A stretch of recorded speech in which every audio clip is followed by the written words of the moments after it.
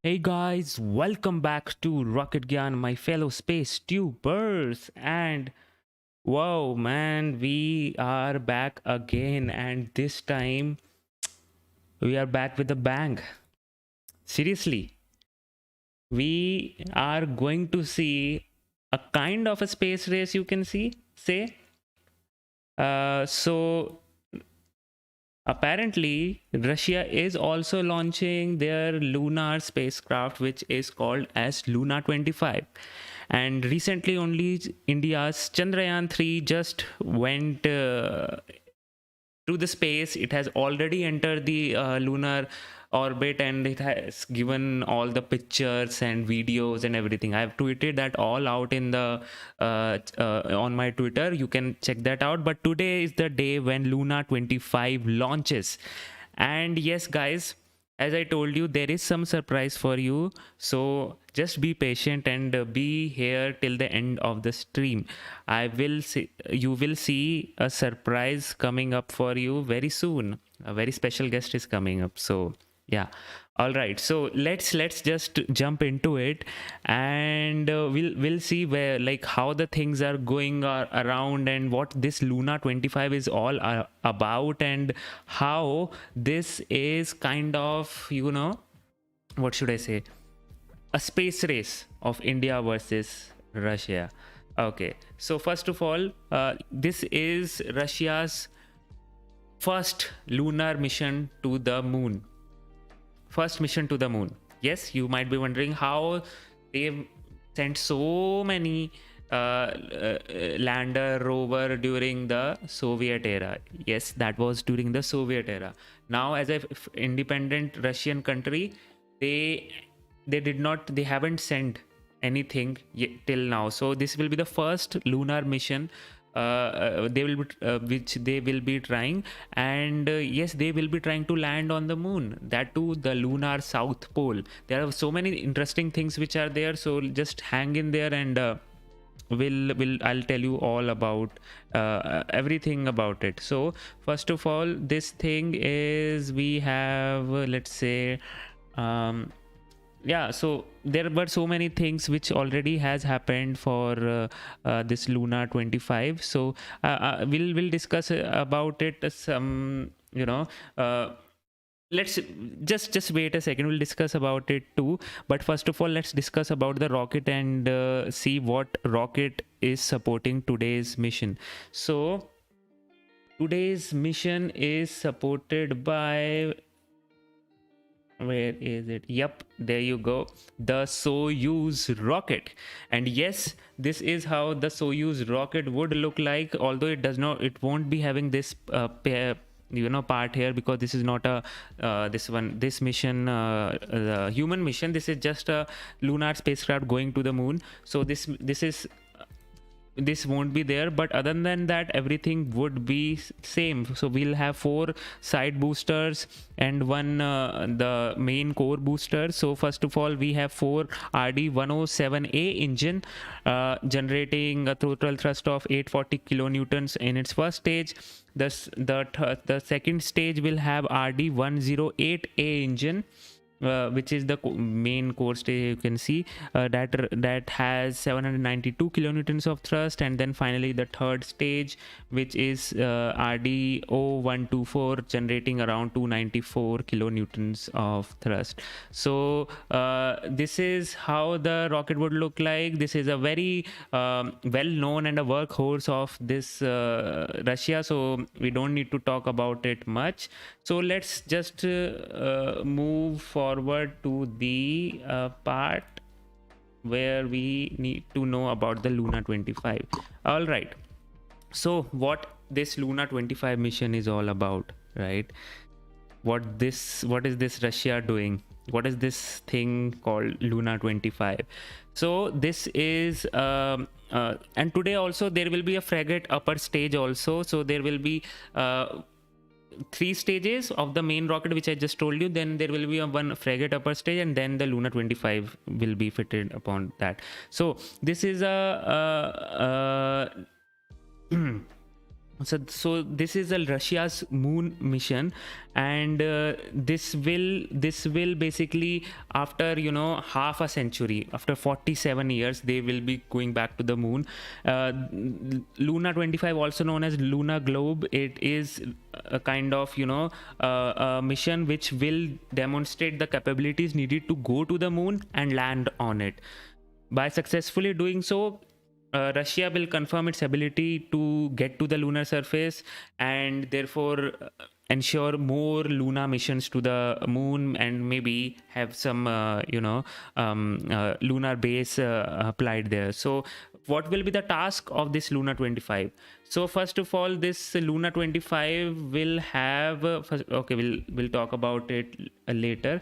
So first, Luna 25 will be in search of water. So there will be two tasks: to study water and to study radiation. The lander will study the moon's surface down to a depth of 40 centimeter using its instrument to and it will look for the water content, as well as attempt to determine which elements are there and their isotopes are present in the lunar soil. Also, it will have a radiation to study the radiations. Also, it will be measure how radioactive the surface of the moon usually is. It will also study the solar wind, the actual solar storm, or the weather of the moon, to be precise, which will be there. So it is a kind of very interesting mission. And yes, the mission life is around 1 year, so it has kind of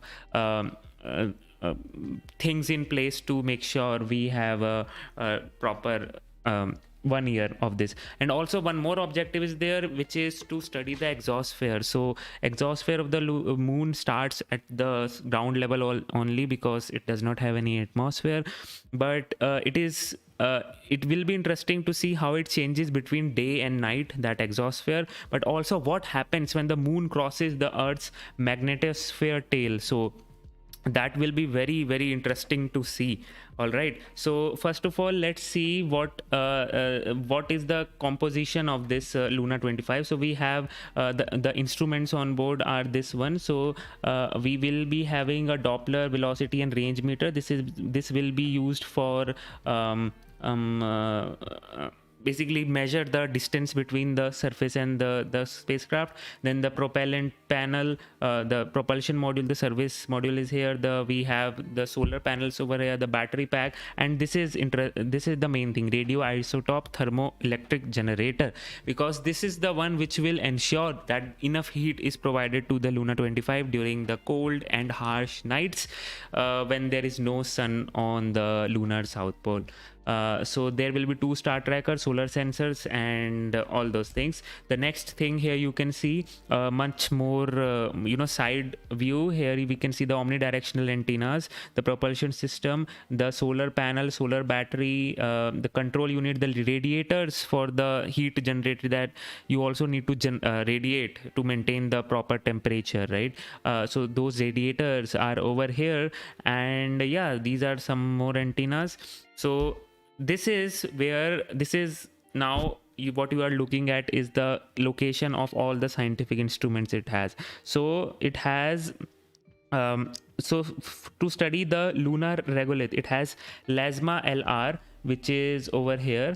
So this is a laser mass analyzer which gets regolith samples and then vaporizes them. After that, it is capable of detecting any element down to a presence of 0.005%. And yes, this is also one of those instruments which is in the Chandrayaan 3 rover itself. So this is in lander and that one will be in rover, so it will be better able to map the proper surface composition. So that is that. Then we have the list TV RPM, which is where is it? Here is it. So list TV RPM, it will determine to determine which minerals are present in the selenic ground. The lunar infrared spectrometer will be the main actor here. You can see that.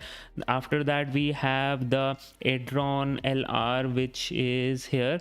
So it is an active detector of neutron radiation. So this will be play an important role in detecting and studying the radiation. Then to study the regolith and the exosphere both, we have the Ares L, which is over here. you can see. So this is a panoramic ion energy mass spectrometer, basically which will focus on the study of ions and neutral particles on the lunar exosphere.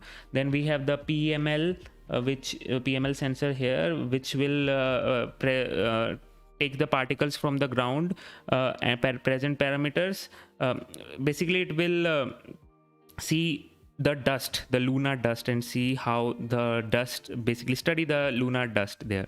Then we have some auxiliary equipments also, the LMK, which is the lunar soil collector. And yes, this is a very interesting one, because it will literally land there and it will have a lunar soil collector to scoop out the lunar regolith, study it, to study the contents of it, study it, and basically it will take around, if I am not wrong, 30 samples during its lifetime.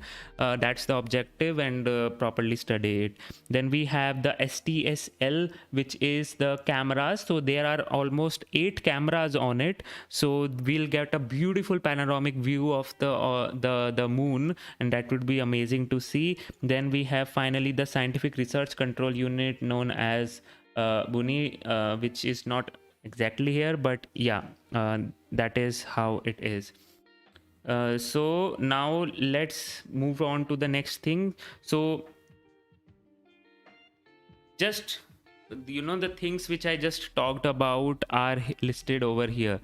So this is how the things would look like. Here you can see the field of view of the camera. Basically this is the lunar regolith collector, which is the LMK. Here it will go to the immersion depth is around 25 centimeter, maximum length 1.6 meter of this hand, you can say, the manipulator, and it can go down to 25 centimeter to study the contents of it. Here you can see if the lunar water is present over here, it can scoop it out and see if we have certain traits of water. So the main scientific objective is to search for the water over here, you can see, right? Then we have the lunar infrared spectrometer, which is fitted over here. You can see this is the field of view of the camera, and we have some of more cameras. The resolution is 2K. This is a 2048 into 2048 pixels field of view, 55 into 55. Then we have the mass spectrometer. We already have talked about all those things, right? So this is the thing. And also the lunar that manipulator, the soil collector, will say, has a range of this much. So 65 degrees is the range in which it will operate.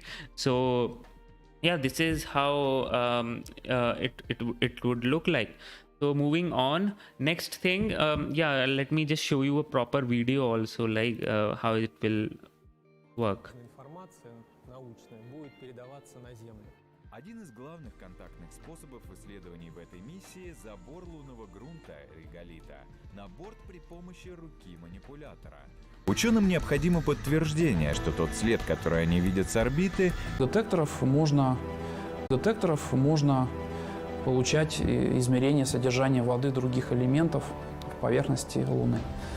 Но в месте посадки Луны-25 ожидается достаточно сухой грунт и низкое содержание воды. В случае с Луной-27, где будет выполняться высокоточная посадка уже в какой-то район более интересный с точки зрения. This is how the overview of the that regolith collector would look like.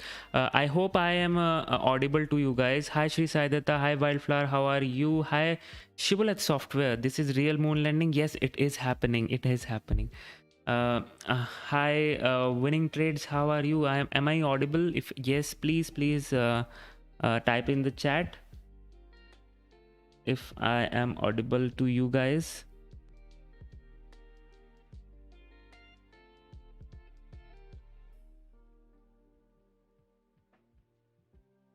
I think I am audible, right? Okay. Yep, cool. Then okay, all right, thank you so much for confirming. Let's move on to the next thing, which is a good video to tell us all about this Luna 25 mission, but we'll skip it for now because we don't have much time to discuss about it.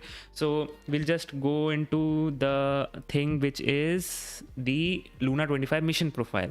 So this is unlike the Chandrayaan 3, wherein it was revolving around Earth for a long time, again then went into the lunar orbit, again revolving and going to the proper lunar orbit. Here, first of all, the lander is very light.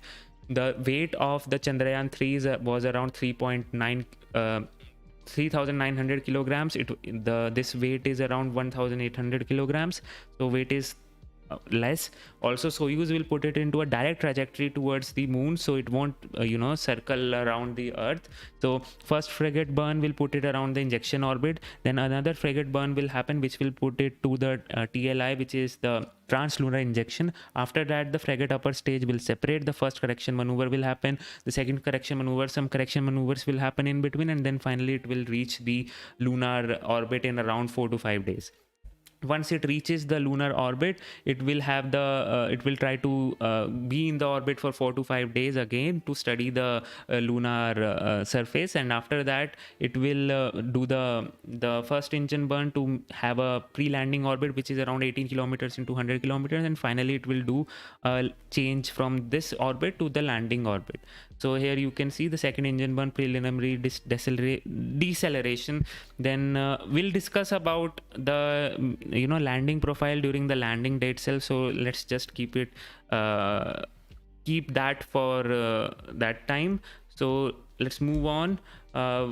So we have one interesting thing, which is this cute little mascot. Yes, they are doing something nice with today's launch. They have not named their mascot yet, but yes, this is the Luna 25 mascot from Roscosmos. Moving on, we have this is some mission overview which we have already talked about, so we don't have to look at it. So if you want to see it properly, you can take screenshots. So there is that. I would love to talk more about all this, but just we don't have time. The stream has started over there. Then finally we have the launch information. So the launch is happening from Vostokny Cosmodrome. So this is also a very interesting one because no Eastern launches has happened from Vostokny Cosmodrome yet, and this will be the first one. So this is kind of interesting. So we will have the payload. The launch vehicle will be Soyuz 2.1B. The Luna payload will be the Luna 25. We have already talked about the rocket. So this is how the rocket would look like. So the first stage is this much, second stage this much, third stage, and then this one. Here also we have the frigate upper stage. This is the frigate upper stage. And yes, this uses RP1 and kerosene as its fuel for all the engines. So there is that. Moving on to this one. So here you can see we have at 59 minutes the second burn will happen to basically put it into a TLI, which is trans-lunar injection, after 59 minutes from launch, and 1 hour 90 minutes from the launch the Luna 25 will separate. You can see the weight is around 1800 kilograms, scientific weight is around 31 kg, and the lifetime is 1 year. This is a thing which we need to note. So talking about the mission profile, it's very simpler. Not simple, but yeah, pretty standard. So we have at 1 minute 59 seconds the first stage will deploy, will separate. After that the second stage the fairing will separate. After that second stage separates, third stage startup. After that the third stage engine cut off, and then finally the frigate upper stage ignition. So this is how the launch to the orbit would look like. We'll have yes, we also have one more. Yes, thank you so much for noticing, Shri Sai Datta. We also have Sonata, which is a payload over in hitchhiker payload, I would say, over in today's launch. So that will be also separated after the first injection into the parking orbit will happen. All right. Okay, so let's move on now. Let's see what do we have in for stream.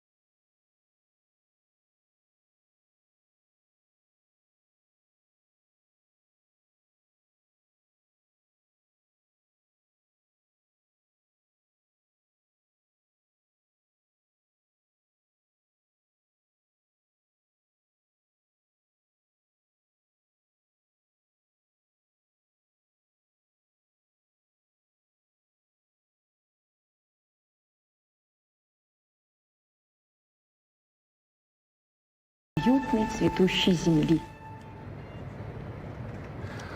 Лунная программа России рассчитана на то, что в перспективе на наш спутник вступит первый россиянин.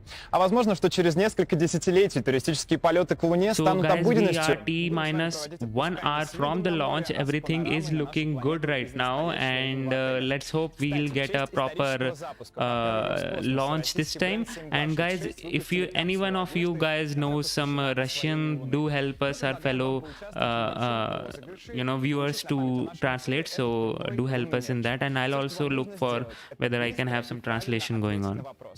Только что мы рассказывали вам о советской программе освоения Луны. У Советского Союза было множество достижений. Одно из них — успешный запуск и работа первого в мире лунохода. Так вот, вопрос следующий. Сколько у него было двигателей и где они находились? Скорее изучайте вопрос и отправляйте ваши варианты в специального бота в Телеграме. Вы сейчас видите его название на экране. Итоги подведем в конце трансляции, так что времени не очень много. Удачи! Итак, в этом году, спустя 47 лет, Россия возвращается к полетам на Луну. Первопроходец — отечественный модуль с принципиально новой научной начинкой и современными технологиями на борту. Чем именно примечательна Луна-25, мы спросили у команды конструкторов НПО имени Лавочкина. Именно там был создан этот космический аппарат. Меня зовут Живихин Кирилл. Я являюсь руководителем проекта по лунной программе. Давайте поговорим про устройство космического аппарата Луна-25. Космический аппарат состоит из трех основных частей. Это приборный контейнер, это двигательная установка и это посадочное устройство. Важными отличиями этого аппарата от всех предыдущих миссий является, безусловно, вес, область посадки, его целевая область — это в районе Южного полюса Луны. До этого наши станции не летали, они летали в районе экватора и садились в районе экватора. И бескорпусное исполнение. No subs option for now, so we need to be vigilant on that. Установлен на бортовой компьютер. Он обрабатывает всю информацию. Although just wait for some time, in a few minutes, not few minutes, but few minutes only, we'll have someone coming over, hopefully. So you don't have to worry about all those things, because then we'll be able to understand all those things. But for the meantime, I'll try to explain. So right now he's trying to explain the solar panels and how the battery pack is looking like. So they have a very good animation, that I must say that. So that is great. And we also have I just explained you all these things. So in the inside we have the thermoelectric radioisotope generator, the RTG basically. So that gives some energy as a battery, as power, as well as heat. Main part of the RTG is to provide heat to the Luna-25. So yeah.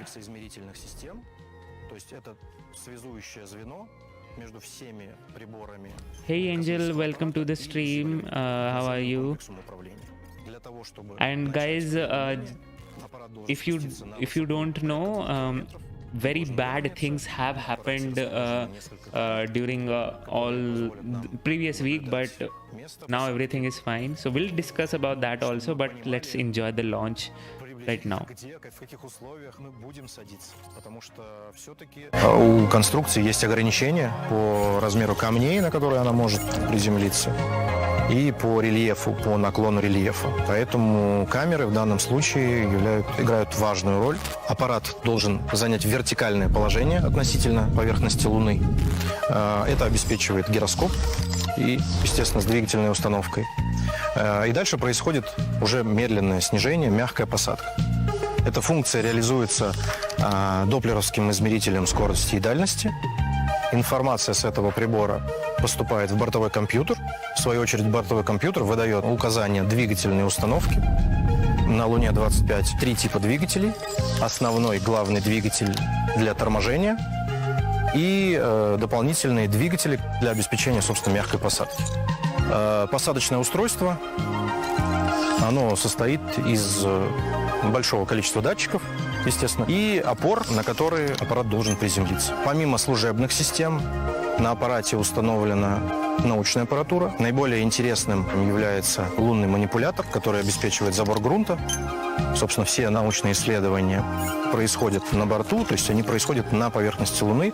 На Землю передается только информация, результаты исследований.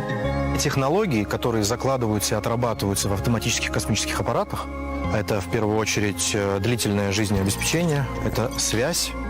Все это является основой, тем базисом, который открывает возможности для человека к исследованию поверхности Луны и других объектов дальнего космоса. Работа по созданию Луны-25 – труд тысяч специалистов Роскосмоса. Его логичная кульминация – запуск миссии с космодрома «Восточный», где прямо сейчас находится наш специальный корреспондент Сергей Тюрин. Сергей, привет, ты в эфире. Расскажи, пожалуйста, как обстановка на Восточном? Привет, Владислав, привет, наши дорогие зрители. Обстановка самая, что ни на есть, замечательная. Съемочная группа Роскосмоса и Russia Today сегодня всю ночь работает на космодроме, ставит камеры для того, чтобы можно получить лучшие кадры этого знаменательного пуска. Сейчас мы собрались на наблюдательной позиции инженерного лабораторного корпуса для того, чтобы показать вам лучший вид на ракету Союз-2 с установленной в ее головной части аппаратом миссии Луна-25. Вот здесь, прямо за моей спиной, немного синяя дымка такая утренняя на Восточном покрывает нашу стартовую позицию пускового устройства, но тем не менее, я думаю, прекрасно можно разглядеть этот ракурс, в том числе и с других камер. Самое интересное и важное, что, конечно же, нам стоит отметить прямо сейчас, это то, что этот знаменательный исторический пуск, конечно же, вызвал огромный ажиотаж. Ну, не только в России, по всему миру. Здесь, в Амурской области, большое количество людей, конечно же, хотели попасть на космодром для того, чтобы собственными глазами увидеть это интереснейшее событие. Понятно, что не все смогли это сделать, хотя туристические агентства региона просто, можно сказать, ломились от заявок. Конечно же, не все здесь оказались прямо сейчас, но, тем не менее, мы всем желаем удачи, потому что взлет ракеты — такое зрелище, которое можно наблюдать не только здесь, в Амурской области, даже в Хабаровском крае, в Республике Саха, Якутия. В общем, во всех регионах рядом люди устремились своими взорами к небу для того, чтобы увидеть пуск нашей легендарной ракеты Союз-2 с исторической миссией Луна-25. Сергей, спасибо. Давай немного вернемся в события последних дней. Расскажи, пожалуйста, как и когда аппарат доставили на стартовый стол. Ну да, действительно, кстати говоря, то место, в котором мы сейчас находимся, оно как раз-таки между монтажно-испытательным комплексом, или можно сказать, корпусом космодрома, из которого ракету вывозили вот буквально во вторник, ранним утром, как это здесь и заведено. 5 километров преодолевает ракета на транспортно-установочном агрегате с тепловозом в горизонтальном положении. Потом она проходит уже к пусковому устройству для того, чтобы ее вертикализировали. Конечно же, наиболее интересная вещь, которую здесь можно увидеть на восточном до пуска ракеты, это та самая знаменитая, уже ставшая визитной карточкой космодрома, мобильная башня обслуживания МБО. Вот сейчас она, кстати говоря, уже практически или полностью отведена, и можно увидеть ракету, которую она открывает для всех заинтересованных зрителей. А вообще говоря, башня, она и предназначена для удобства работы всех сотрудников из стартового расчета с ракетой, подводки коммуникации. Вот когда все эти операции уже завершены, башня отводится для того, чтобы обнажить ракету и показать, что она полностью готова к старту. Да, ладно.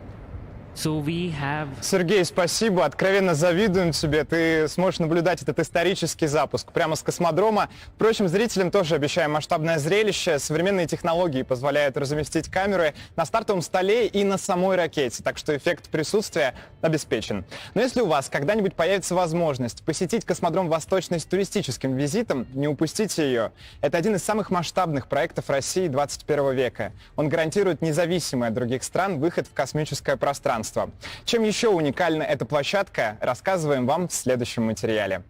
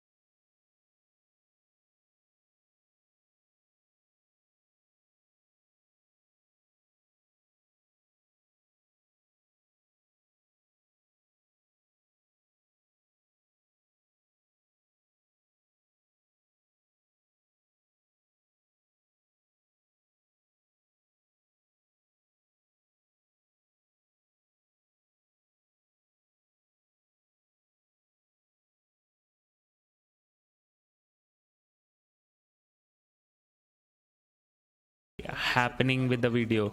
All right, so right now they are explaining their launch infrastructure. So that is your the launch pad,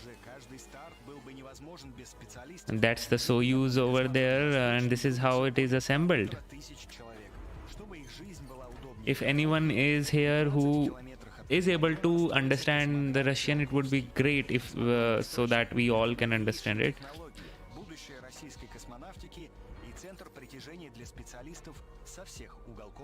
So yes, so it's going to South Pole, and it will be having a lander only.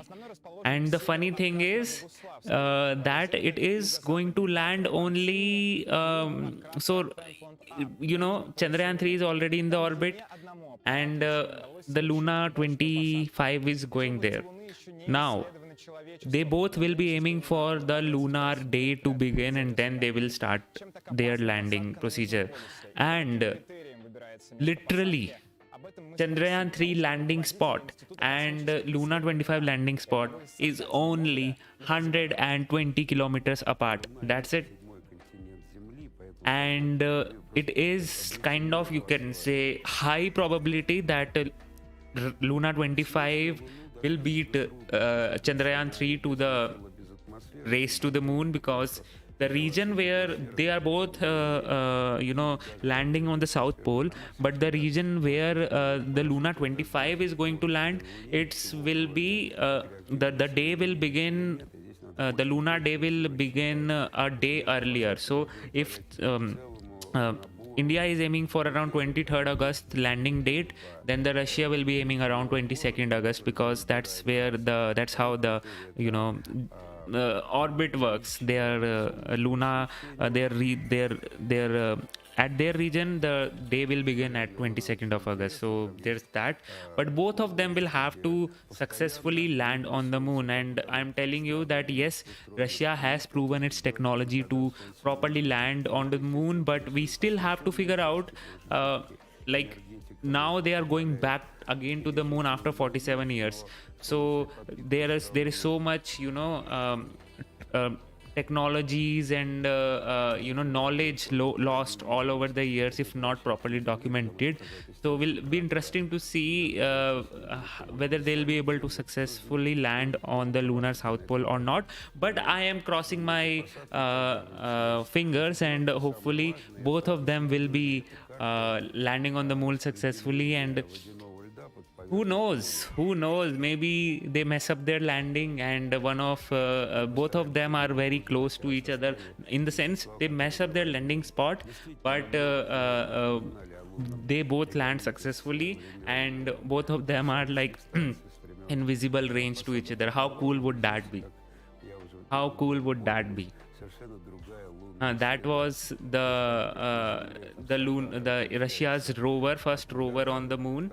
And that itself had a very unique mechanism to preserve its heat. So they had this you know, a shield kind of thing which used to open up from that bowl when there was a lunar day, and then it used to close when it was a lunar night. So they had a very interesting way to preserve the heat which was being generated in that rover. And they to basically control the rover, they literally had to video game it at that time, because there was so not much you know, things at that time like AI and all those things. So for controlling that rover, they had to do it manually. Great, amazing times. We have literally in history, if you will properly read about the Cold War and what Russia and America achieved during those years, that is still very amazing. So till date, it's very amazing.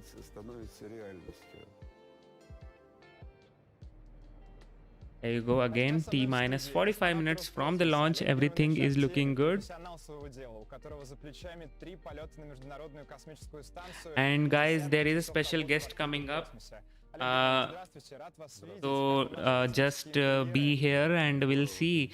We'll get to know more insights on Russian space program. So just be here, and we'll have to we'll have a great time with them. Ну, начать уже, мы как раз сегодня и начинаем это.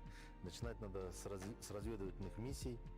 То есть надо посмотреть, Yes, I saw that one of those video when why the Chandrayaan 2 crashed. Although I'm not bragging about it, but I'm just kidding. The information, the why it was crashed, I've already published on the Twitter. So if you follow me on the Twitter, you know what was it all about. But to sum it up, that is a great video which he made. But to sum it up for you guys, the Chandrayaan 2 crashing was because of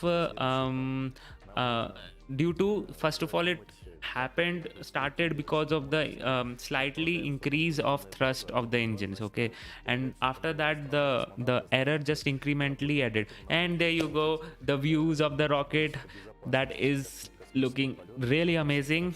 I hope this will be successful today. The thrust was slightly above than what was wanted, and then they did not correct it at that time because there was something called the camera coasting phase. In that coasting phase, they make sure the lander is able to calibrate its instrument, and to do that, it has to face a certain direction constantly without even moving, without changing its orientation. So in that camera coasting phase, it was not allowed to basically correct its error, which was incrementally being added up due to higher thrust. After that, in fine braking phase, it was designed that whatever errors might have occurred will be corrected in the fine braking phase. So but in fine braking phase also, they had this the limit of 10 degrees per second rotation, which was hard coded. It was a software limit which they had, so that the spacecraft itself does not do some drastic maneuvers, and because of that, it was unable to quickly turn and correct its trajectory, and all of them combining caused the Chandrayaan 2 to fail. But now, no worries. They have now in Chandrayaan 3 have made so many changes, making sure the landing zone is bigger, and basically changing that hard limit from 10 degrees per second to 25 degrees per second, have some new phase of the landing. Then we have a proper better instrument going on to determine the altitude. So all these things are there. We'll talk about that on after some day. But today it's the Luna 25 day, and Russia is aiming for the moon, and we are looking good for the launch. We just saw some insights on how the Soyuz is getting stacked, and yes, it is a horizontal stacking which happens, so it's very, very interesting to see there. And also, guys, the rocket itself is transported via rails, and because of that only, there was certain restrictions on the width of the rocket, which can be made for a particular rocket, and that's the reason why the Proton is slightly, it should have been a much more wider at the base, but it's not because of the restriction that rail has. So that is kind of interesting.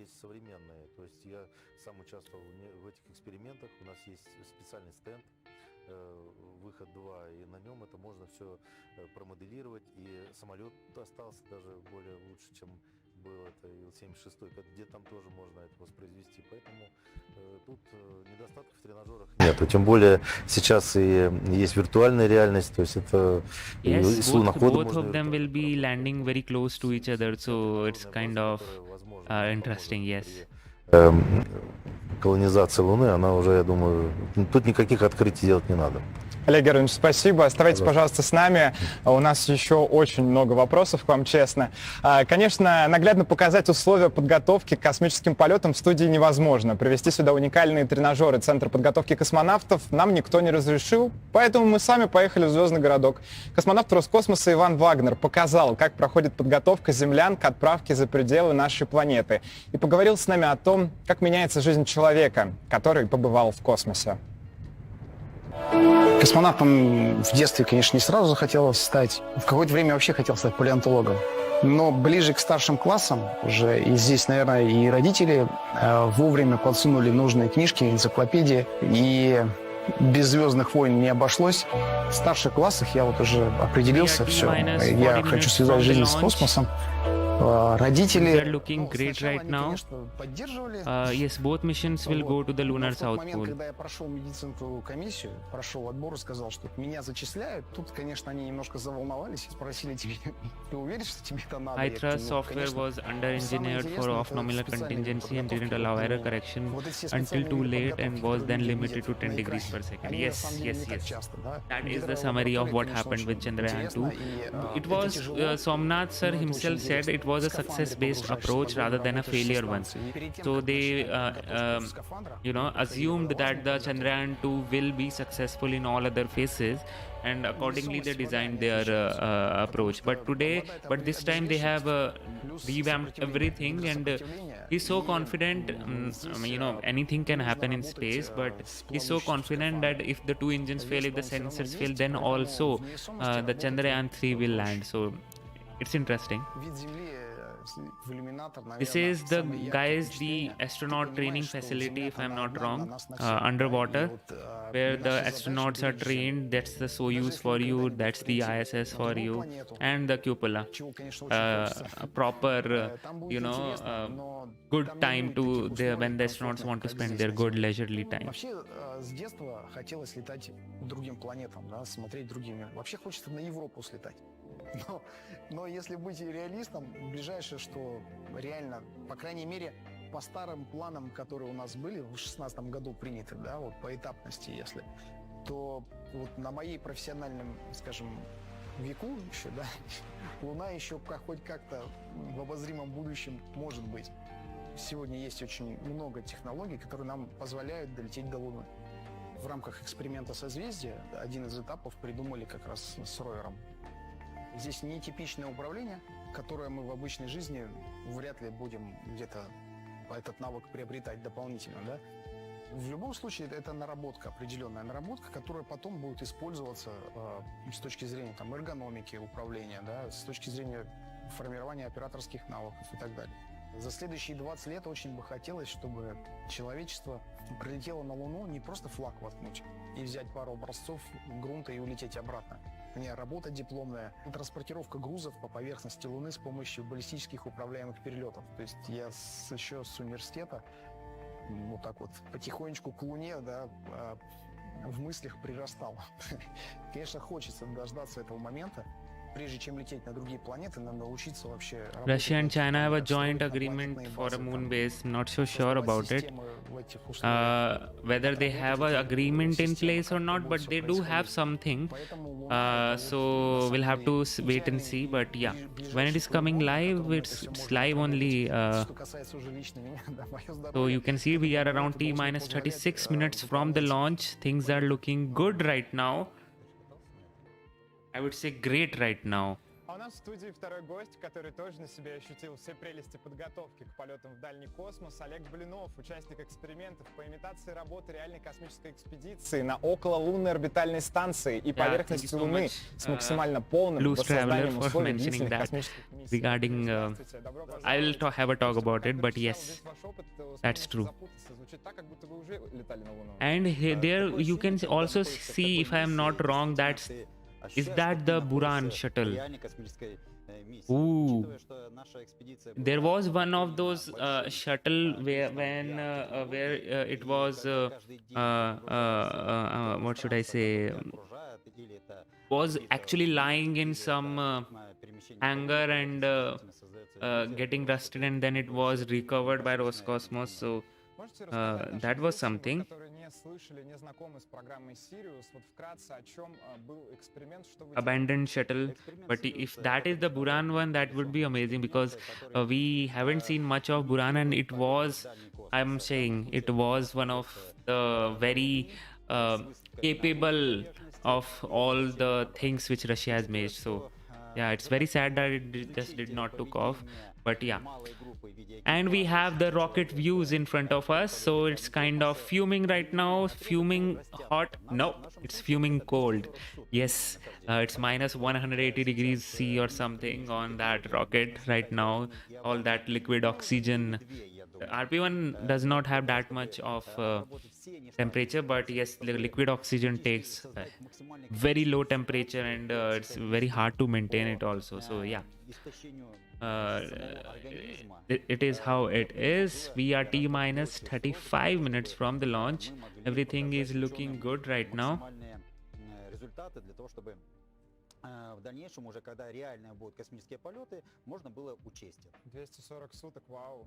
Да, это достаточно длительный срок.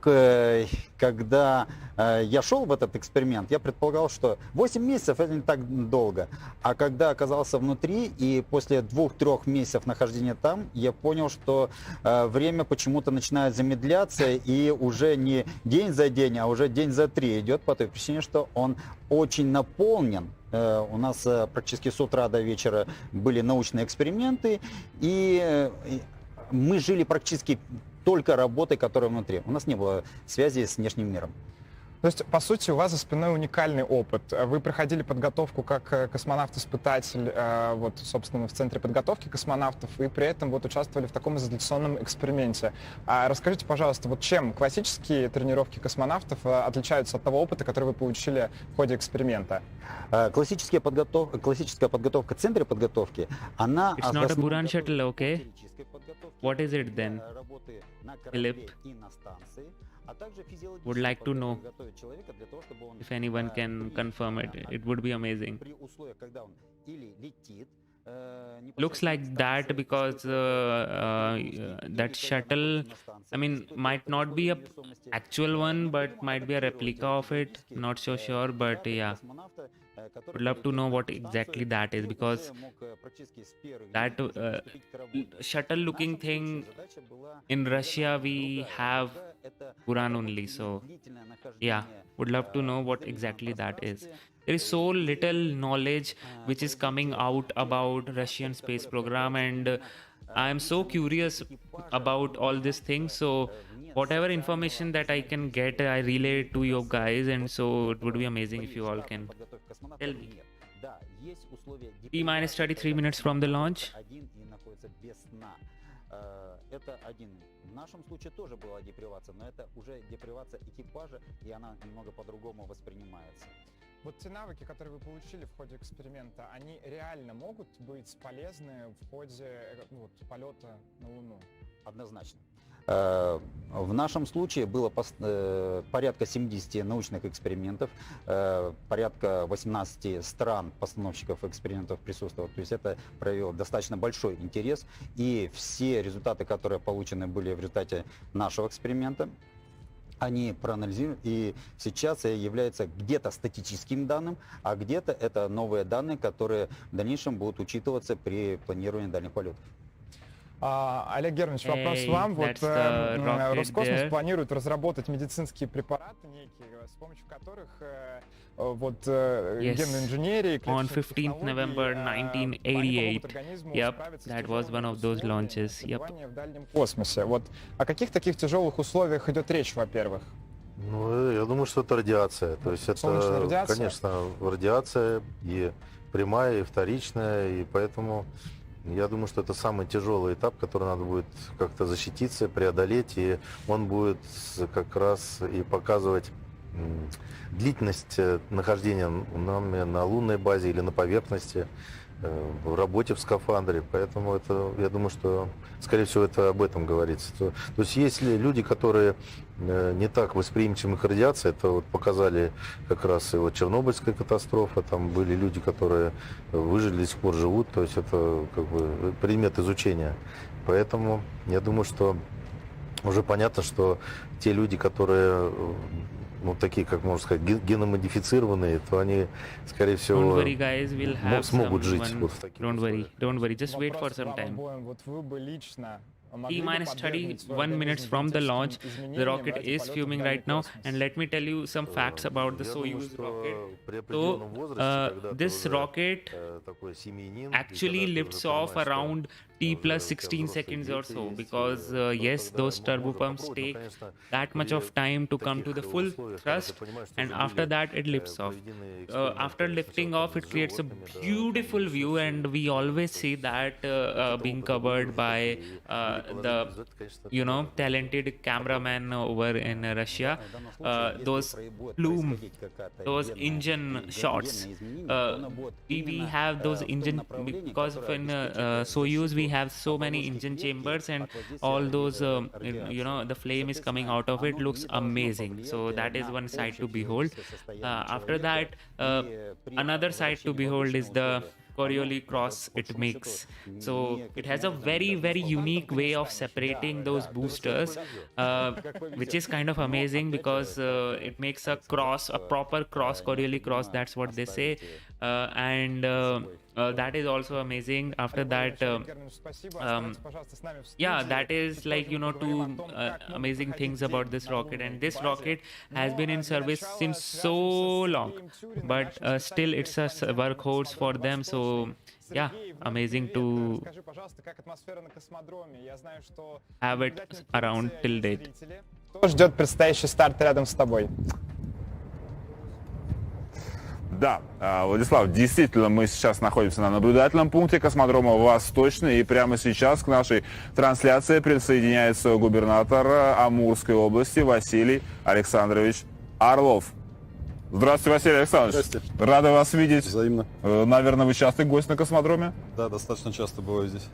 Как впечатление сегодня? Уже успели поближе осмотреть ракету? Я уже успел поговорить со So специалистами. yes, guys, just wait for 5 to 10 minutes. We have a very special guest coming in all the way from Russia. So just be here, stay with me, and we'll see what do we have in store for us today. Сказывается это событие? Какое влияние? Естественно, мы прекрасно понимаем, насколько большое значение для страны, для космонавтики России в целом имеет этот пуск.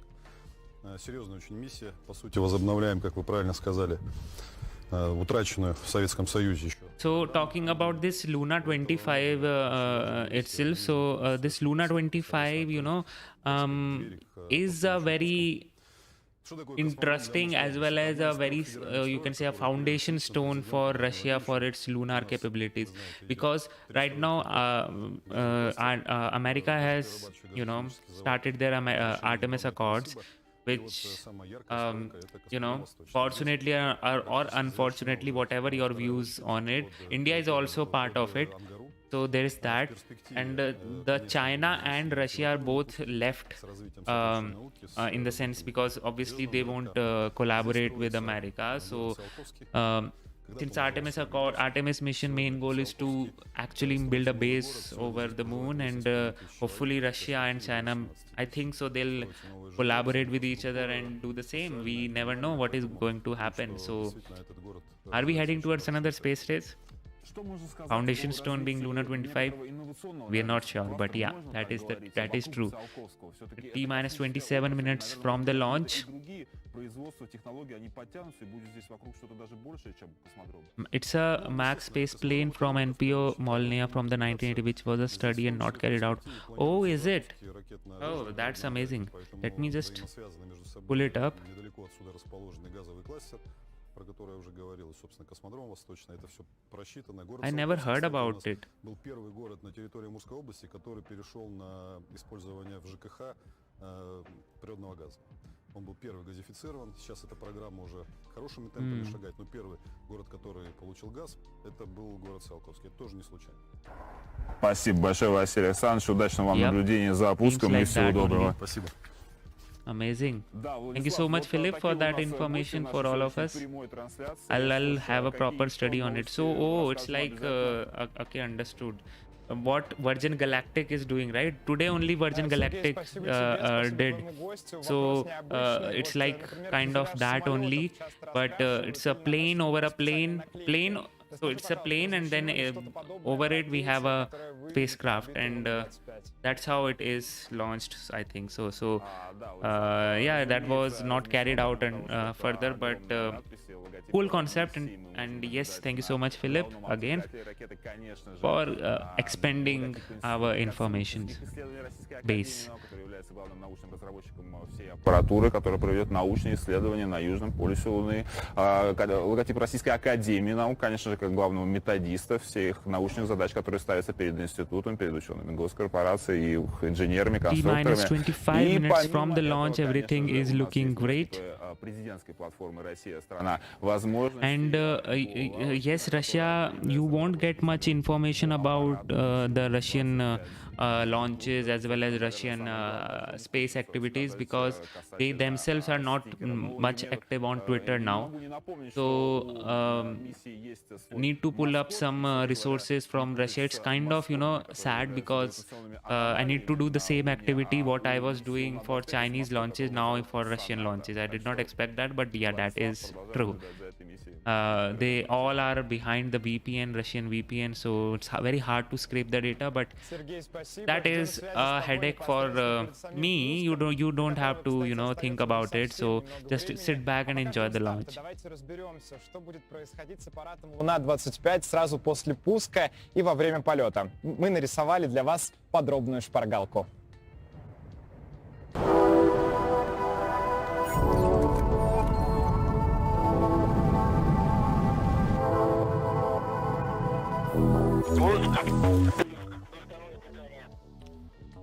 Nope, I don't know Russian language, but we'll be having someone soon to help us around that.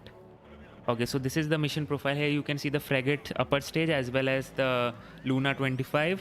This is how the rocket would look like.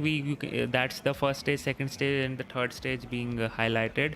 That is what I was talking about, those plumes.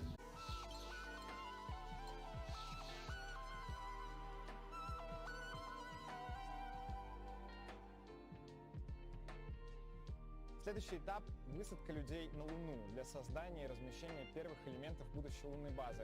Конечно, это историческое событие полностью зависит от успешности нескольких миссий с автоматическими аппаратами.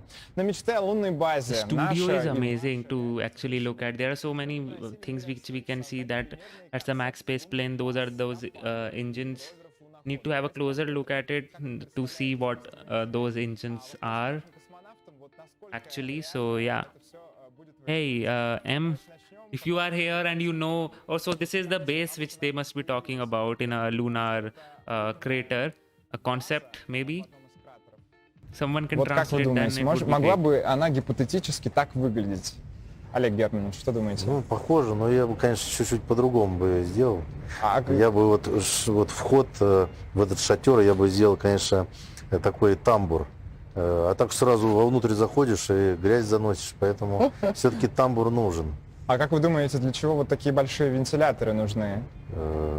Так, вентиляторы, да, но это может быть что-то с системой обеспечения, это не обязательно, что это вентилятор. Это может быть какие-нибудь фильтры там. Олег Владимирович, что вы думаете? Может, что-нибудь для хранения. Там. Ну, по поводу вентиляторов я сейчас, наверное, еще подумаю. А в общем, чтобы я добавил здесь, это чуть побольшую радиационную защиту, однозначно шлюзовой отсек для того, чтобы обеспечить внутренний объем от низкого барометрического давления и защиты от реголита. И можно сказать, что этот объект является как бы первоначальным местом пребывания. По поводу вентиляторов, ну понятно, что там разряженная среда. Я бы предположил, что вот эти вентиляторы могли бы являться как средством для сборки гелия-3. То есть, ничего себе. Учитывая, что гелий-3, он все-таки при поверхности нам небольшом, то есть здесь, я не знаю, конечно, необходимо создать максимальное какой-то поток для того, чтобы где-то собирать этот гелий, каким-то образом его аккумулировать. Вы прям с научной точки зрения так разгромили. Я вот чисто визуально оцениваю, мне просто иглу напоминает, вот, поэтому как-то вот даже теряюсь. Ладно, давайте перейдем к следующей картинке, что там приготовила для нас нейросеть. Но вообще выглядит, не знаю, забавно. Да. Так, тут у нас, я так предполагаю, уже какая-то полноценный, даже лунный город. Промышленный объект тоже какой-то, да. А что думаете по поводу него, Олег Германович, по традиции первый? Не, ну это похоже, да, уже на промышленные какие-то вот тут вот, резервуар, это вот и что-то все-таки с какой-то добычей чего-то связано, скорее всего. А как вы думаете, для чего нужны вот эти сферы? Что в них хранится? Запасы газа? Ну, скорее всего. Если вот предположить, что там нашли воду, ну вот тут, ну, скорее всего, может быть, уже из воды добывают кислород, водород. Водород нужен для энергетики, хотя у нас там такая, ну, энергетики у нас полно, так как солнце нам тут даром дает это электричество. А вот, ну, для генераторов, я думаю, электричество, оно тоже подойдет нам. Это водород выкидывать не будем ни в коем случае. Олег Владимирович, скорее всего, кислород, водород. Мне кажется, объекты слишком разнесены между собой. So guys, we have a very special guest all the way from Russia today, and she was very kind enough to be available on a very short notice. So today we are having a very special guest all the way from Russia, Miss Stacy Medvedeva, if I pronounced it all right, better known as Stacy. She's a very good, famous space communicator, influencer, and journalist from Moscow, Russia, and she's a very passionate in the space media communication. So I would like to welcome her today. Wait a second. Yeah, can you see those? See, yes. Yep. Stacy, you are live now. Hi guys, so nice to meet all of you, and it's a really great day today, and it's generally a great month for space, starting from July until now, because I don't remember the last time when two countries were having two lunar missions at the same time. I mean, we've seen a year busy with Martian missions a couple of years ago. Yes. But, the moon is less popular these days. But now you see, finally, the moon is back in town. We're all interested and all excited about the moon. And yeah, it's a super cool day today. And thank you for organizing this live stream. I'm also watching the live stream from Roscosmos, the ones that you're having on your screen right now. And I'm proud to say that some of the people who they have on the live stream were participants on Yuri's Night in Moscow, specifically Oleg Blinov, yes, who is currently live there. He did a serious isolation experiment in Russia, which is an isolation. I don't know if you know, it's a simulation of life and travel to the moon. Yeah. So, yeah, I mean, it's all, getting together, and the anchor, the host, the guy who's sitting in the chair there, he also is the host of Yuri's Night Moscow. All right, that is a great insight, man. Because we all were wondering here. This is a Russian, broadcast, and it's in Russian language. We were basically not able to understand properly what all is happening here. Now you are here, so it's great to finally have someone to make us understand and go all those things which are happening in space. So first of all, Stacy, welcome to the stream, and thank you so much for being here. We are right now T-minus 16 minutes from the launch. So I would like to ask you, first of all, what is your, what are you feeling right now? First of all, tell me that. Honestly speaking, I can't believe that it's finally happening because we have been waiting for this launch for many years, for a decade almost, even longer since the last mission that the Soviet Union sent to space. This is the first lunar mission that Russia is sending as Russia and not the Soviet Union. And of course, it means a lot to us. It doesn't just mean that we're finally going back to the moon, but also it means that the technology is back there, you know, because they are saying some critics say that we haven't been to the moon for so long because the technology was not ready and nothing new was to be found on the moon. And finally, you know, more countries are going to the moon. There are more experiments. People are getting excited at the prospects of finding new things.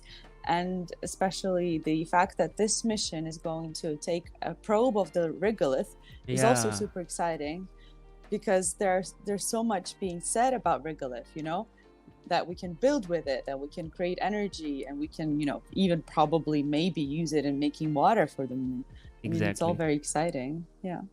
Yeah. So I mean, Russia, if I'll say, Russia as a country is going first time on the moon, right? Because last time when it went, it was during the Soviet era. So from I'm not sure, like obviously you might not be knowing what was happening at that time at the Soviet era, but how the feeling of the, you know, citizens right now regarding the Luna 25 mission, how are they feeling right now? What's the, you know, atmosphere in Russia regarding this Luna 25?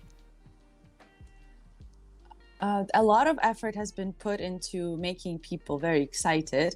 The thing is that it was particularly difficult at this time to make people super excited because we've been waiting for this particular launch for so long. I'm a space journalist, right? And just today I was going through my photos from 2021, when it was the previous time that we were trying to send Luna 25 to the moon. And I was posting pictures from that time, and I was like, and that time was the previous time when we were expecting it to fly. But, you know, now we're actually expecting it to fly because the rocket is already on the launch pad and it's actually going to fly. So for us, it's like a delayed pleasure moment because we've, you know, it's building up. Yeah.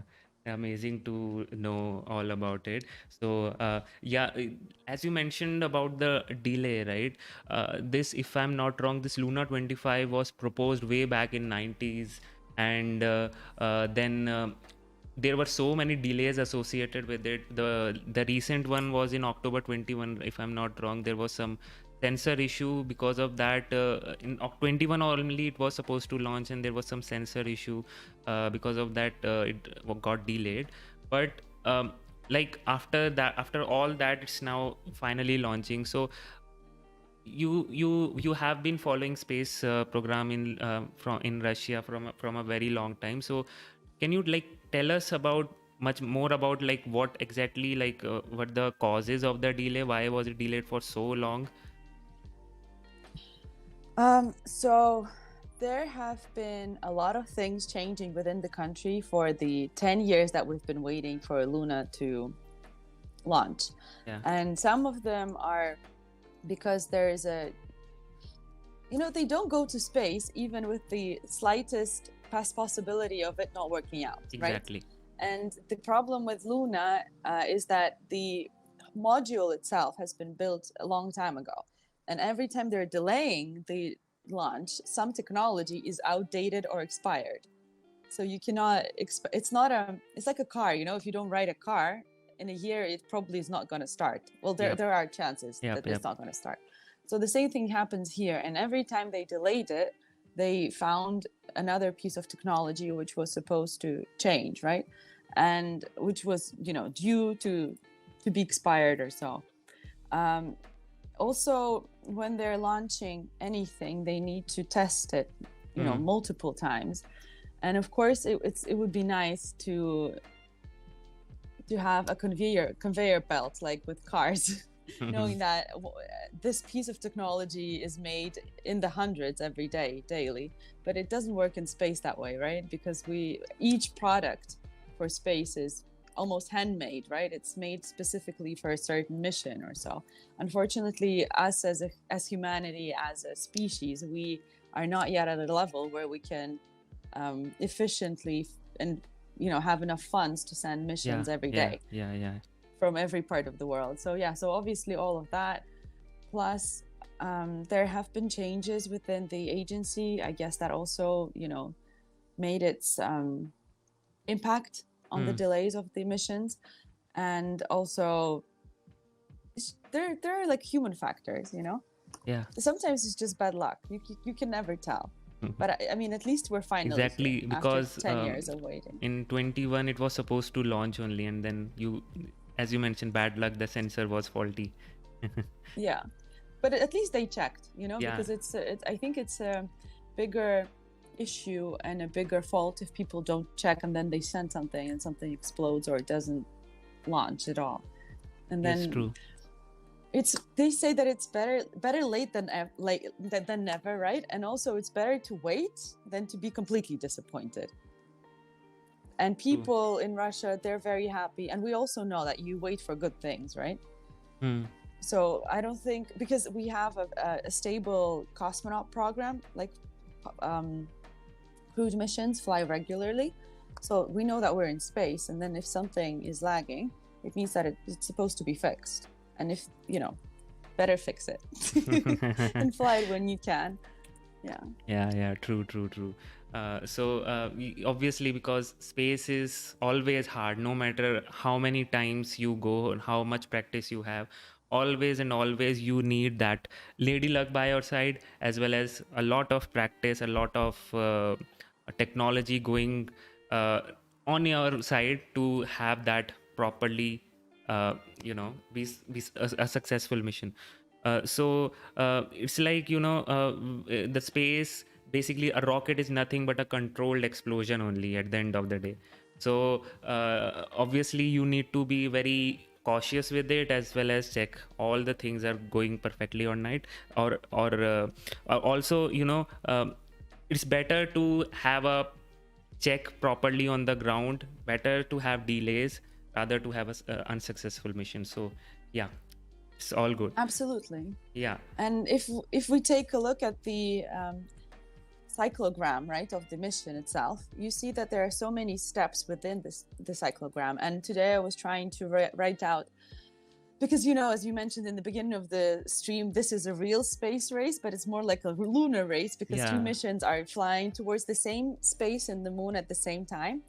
And I was trying to calculate how many days it's going to take the Russian mission to get to the moon, with all the estimations that the scientists have made, right? So I don't know if you've taken a look at that, but it's going to take 11 days at a minimum. And in the 11 days, there are so many steps with trajectory changes and orbit changes. And then they need to go from the highly elliptical orbit into the lunar orbit. And then there are 2 changes within the orbit. Since this hasn't been done in a long time, there are not many people who know how it's done, right? Exactly. Because we haven't been to the moon for so long. So of course people are double checking, triple checking, etc., because in space there's this thing where if something doesn't work out, it might mean that this will not happen again, because people might abandon the thought of it happening There's again. so many programs which have been abandoned. Yeah, absolutely. And one of the biggest examples that I know is with Valentina Tereshkova, right? So the first woman went to space, and she had a lot of physiological differences from a male, from Gagarin and everyone who came after him. And she was also having trouble with the computer. So after she came back, they decided that they're not going to send women again because they're so troublesome, Oh, this was the reason. Okay. No, it was one of the reasons. There were other reasons, of course, yes. But one of them was that, women had not been studied enough at that point to say that True. this is how women work, and this is how this is how you should explain this, or this is how a woman responds in certain situations. Now that there has been like extensive research made on women. Of course, more women are flying, but the first initial reaction that everyone had was that women are problematic, so we should not send them. Exactly. So again, with this mission, it's like if this mission, if anything goes wrong, then it will just have a domino effect. Yes. Yeah. So it's very important that this really goes well. So talking about going well, let's talk about some like the budget of this mission. So what was the budget of this mission, and at the end of the time, did it like overshoot it, or was it under control only?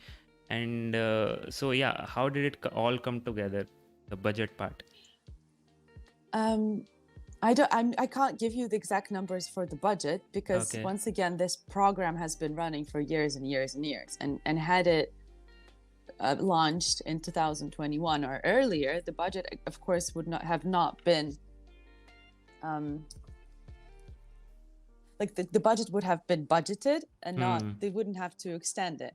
Of course, in the years there has been an extension, but the numbers are not open. But we need to understand that space is super expensive, and whenever any project is planned in space, the budget is never what you're going to pay.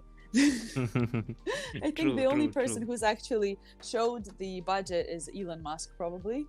Even not that much, because they don't really publish their financial data, but we know approximately what that costs in some other contracts. But if you take a look at it, I don't think space has ever cost as much as they've assumed in the budget. It's always kind of when the delays happens, then it almost like adds up as the time goes on. So yeah, it's totally like understandable. So it's right now T-4 minutes from the launch.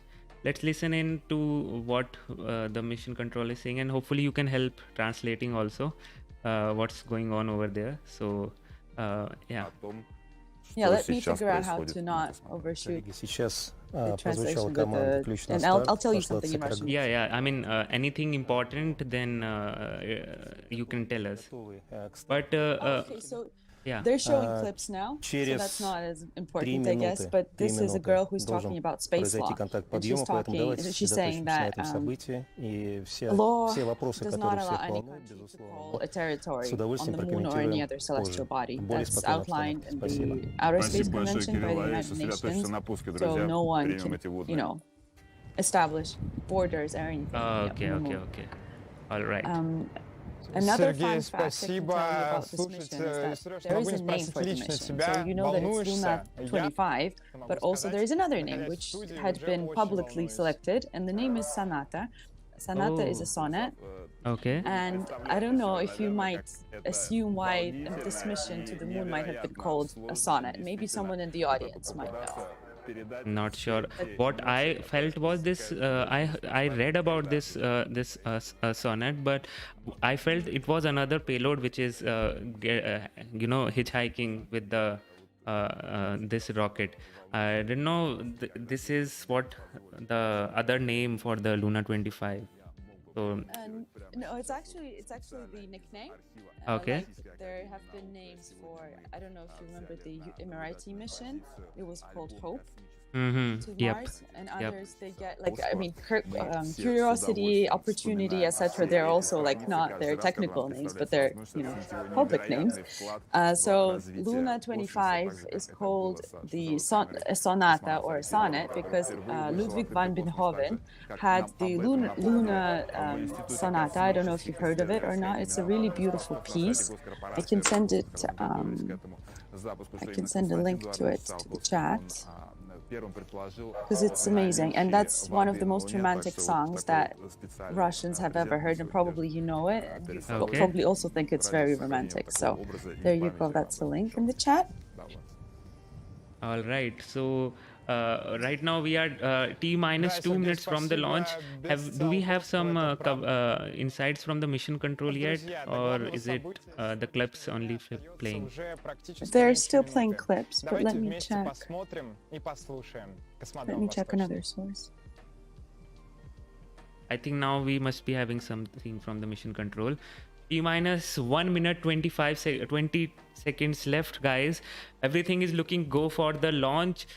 I am getting very excited because this time, previously also, as she mentioned during the Mars mission, Hope Mars mission from Arab and Chinese, the Tianwen mission was, colliding, and it was very interesting to properly see those things going to Mars. And now finally we have similar thing happening in the lunar spectrum. So it's very interesting. So T minus 50 minutes from the launch, it is finally happening, guys. So the first thing is coming out from the rocket for it to launch. There are 2 stages for this. You see there is a hand moving away. Yes. And 10 seconds before launch, the smaller hand is going to also separate, and then the rocket will start. Then it will launch. Okay, guys. Finally, Russia to the moon. T minus 20, 19, 18, 17, 16, 15, 14, 13, 12, 11, 10, 9, 8, 7, 6, 5, 4, 3, 2, 1, and liftoff. There you go, guys. We have liftoff of the Russia's. I just don't have words for this. Yeah, there is no way you can actually express the feelings you get at a rocket launch. Exactly. Always amazes me, no matter how many times I've seen this. Finally, that thing is going to the moon. I wish we were on the launch pad right now. True. Basically, for Chandrayaan 3, I went to see the launch. Oh. Yes. Amazing. Lucky you. Lucky you. True. But no one is happy until 90 seconds passes and 9 minutes pass. Yes. So that's like one of the rules. No one ever celebrates until those 2 marks. 90 seconds is the max queue. After 90 seconds and after 9 minutes, obviously the deployment. Okay. 70 секунд. So we'll just wait for those 2 and then we'll know that everything is in order. That's the same for crewed missions as well. 80 секунд. Стабилизация изделия устойчивая. So right now we are seeing some camera views from the booster itself. We'll slowly and steadily see the plume expanding. This is because as the rocket goes up in the space, obviously the air around it is not that dense, and because of that the plume can have, it's not getting compressed from the air pressure, and that's why it can expand, and you can see the effect now. And the expansion of the Soyuz one is one of those beautiful one, because how the engine is configured in this, so you can see such a beautiful expansion. And we have that beautiful correlative cross. Booster separation done. 130 секунд. Стабилизация изделия устойчивая. Next is the fairing separation. 140 секунд. Двигатель второй ступени работает нормально. Everything is looking good. Yes, it's normal, right? What did you say? Everything is normal, right? Параметры конструкции ракеты-носителя в норме. Yeah, everything's good. 160 секунд. Параметры системы управления ракеты-носителя в норме. Nothing. 170 секунд. Полет нормальный. Yeah, the flight is on order. That's what the guy just said. All right. 180 секунд. Двигатель второй ступени работает нормально. Second stage motor engine also is working well. Everything's in order. That is great. 190 секунд. Параметры конструкции ракеты-носителя в норме. The fairing separation must be coming up very soon. 200 секунд. Полет нормальный. Время КП 2 часа 10 минут 57 секунд 189 миллисекунд декретного московского времени. 210 секунд. Стабилизация изделия устойчивая. I think Есть сброс There you go. головного обтекателя. We just saw the fairing getting separated. That was one of the milestones, right? 230 секунд. Параметры конструкции ракеты-носителя в норме.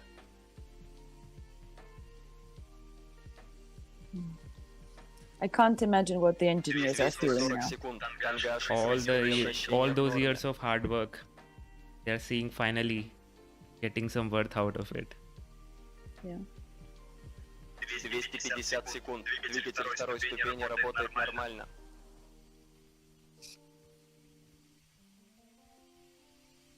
260 секунд. Стабилизация изделия устойчивая. So, for this lunar trajectory, we have some like we are having frigate upper stage on this, right? For propelling the Luna to the translunar injection, right? Yep. Frigate will be taking the capsule or the capsule towards the moon, and then that's their ride. Есть выключение двигателя второй ступени. And we, Oh, there you go. Yep. Second stage Есть сброс панели separation хвостового отсека. and third stage ignition. This is also done finally. Cool. So can you imagine doing this and then waiting another 10 days before you know if it works or not? Стабилизация изделия устойчивая. Yep, it's unimaginable. Imagine this is still taking 10 days. Chandrayaan 340 days. 20 секунд. Двигатель Okay, третьей for 2 ступени days, yeah. работает нормально. Because I wanted to say it's a longer way, but it's not.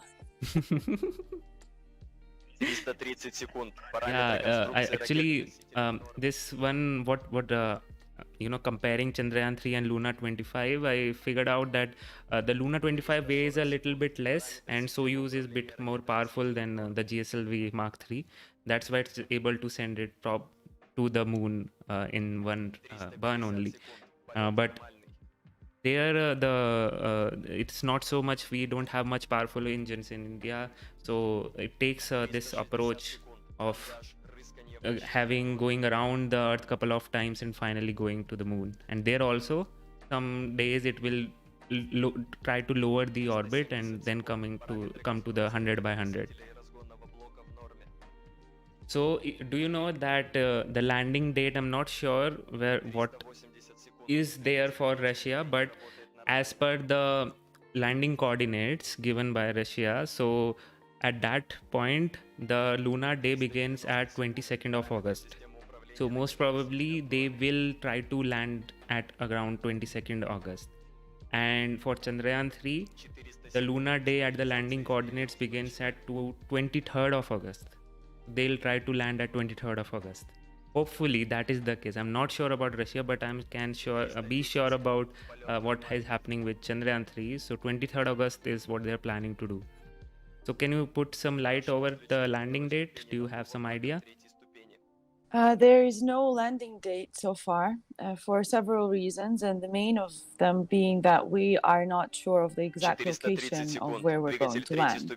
There is a definite point where they want to land in the southern hemisphere, but they also have two other points which they might land or not. So depending on how they enter the lunar orbit, they're going to choose where to land, and then we're going to have a date. But they're saying that it should be 10-11 days. Also, they didn't give an exact date because they didn't know if they're going to launch today, right? Because they had a reserved date for tomorrow, and that was being discussed. So we're lucky that the launch is today. Makes sense. What else? Other factors which depend on when they land are also So do you a lot know, of factors. I mean, yeah, true. Basically, you also need to survey the landing site first of all while in the orbit. Because we don't, you are not carrying any orbiter in this one. In Russia is not carrying any orbiter in this one. So how are we taking the? Do you know any information about how are we taking the map of the landing site? Is it from the lander's camera only, or do we have something from the previous generation of satellites? Of course, they have data from previous generations, and I'm pretty sure that we have used not just the Soviet or the Russian data, but also probably other, agencies' data. And also the ship itself should have, not the ship, but the capsule itself should have the capability to analyze where it should land. Yeah. So they have some apparatus aboard. I won't be able to tell you the exact name of it, but it should be able to survey the area from orbit. All right. So it's going to the Lunar South Pole, right? So yes. Yep. So why do we have so much interest in Lunar South Pole? Есть выключение двигателя третьей ступени. As I mentioned previously, to go to the moon, the government and specifically the scientists, they should have a very strong scientific reasoning behind going to the moon because it's so expensive. And of course, now everyone is interested in the moon because of prospects of having water on the moon. And from what we've seen with remote sensing is that the most probable place for ice on the moon is the southern pole. This is why everyone's going there, because previously, as you might remember, all countries thought that the craters is where the water is, right? Because we still have lakes and oceans on the moon, because people didn't think the craters were that deep. But then once we started landing there, people realized that there's no water. But now we know that there should be water on the South Pole. So two countries, India and Russia, are going there almost simultaneously to check out whether there's any water. Also, this lander of Russia, it has a drilling system, right? So one of the main goals of this mission is to drill into the lunar soil surface and see if there's actual water. And then that sample is going to be analyzed and data is going to be returned to Earth to see whether that's a good place to land another time, the next time, right? Or to check another place. Another thing they're doing, they're checking lunar dust, and there is quite a vast research going on in the Russian Academy of Sciences for how dust behaves in different environments, including the moon. So there is a whole group of people who are working on that as well. So that's also interesting from them, apart from other things that the mission's going to do. Yeah, when I first read about this, if I'm not wrong, that is the LMK, which is going to the lunar manipulator something. If I'm not wrong, that is going to scoop some of the lunar dust and trying to analyze it. Will it store it also somewhere, and maybe in future missions are we planning to retrieve it or something? Is there any plans for that? They're not planning to retrieve it because humans have brought enough lunar soil to Earth to study, right? So the Americans have several hundred kilos. Russia has some kilos. It's not hundreds, but it's kilos. So we don't need it here. And the technology on Luna-25 is advanced enough to take all the necessary measurements aboard on the moon already. Another specification of the South Pole is that this station is very high. It's tall. It's not a tiny one, and it's quite vertical. So the area where we're landing is the area where they're going to have not very steep inclination on the ground, on the soil, so that the station can actually stand. Because, as you might know, it's very difficult to move within lunar soil. So, because it basically dirts everything up. Anything, anywhere, anything drops there, it's gone almost. True. So, yeah, they need to find a place where the landing is going to be in a perpendicular mode.